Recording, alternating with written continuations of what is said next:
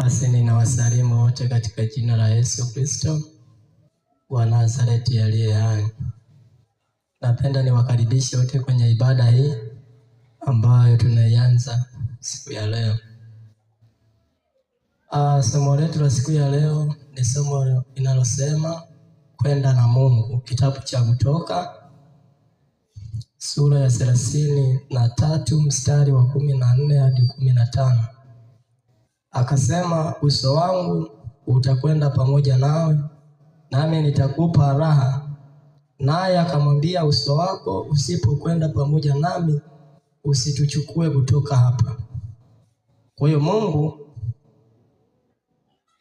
hawezi akakuacha kamwe. Hawezi akakuacha Mungu.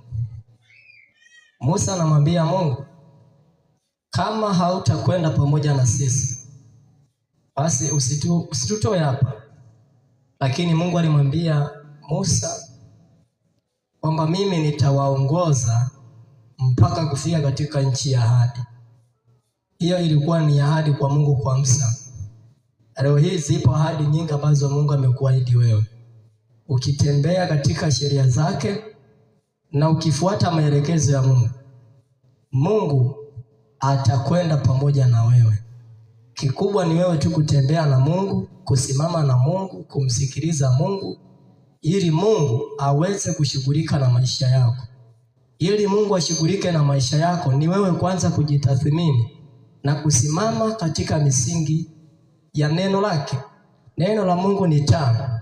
Neno la Mungu ni nguzo.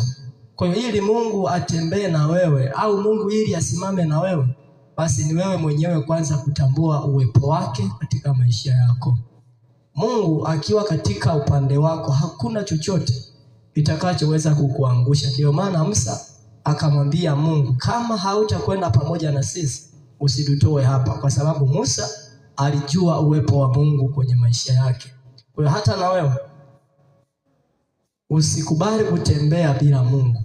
Tembea na Mungu katika mapito yote ulionayo na katika changamoto zozote zile ulizonazo. Mungu atakupigania, atakuokoa hata kama maadui zako ni wengi. Mungu hashindwi na jambo lolote.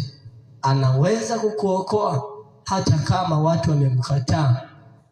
Anaweza kukubariki pia hata maisha yako ya kimwili na ya kiroho pia, kwa sababu umekwenda na Mungu, hujamwacha Mungu.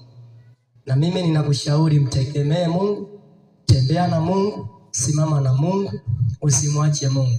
Hakika Mungu yuko nawe.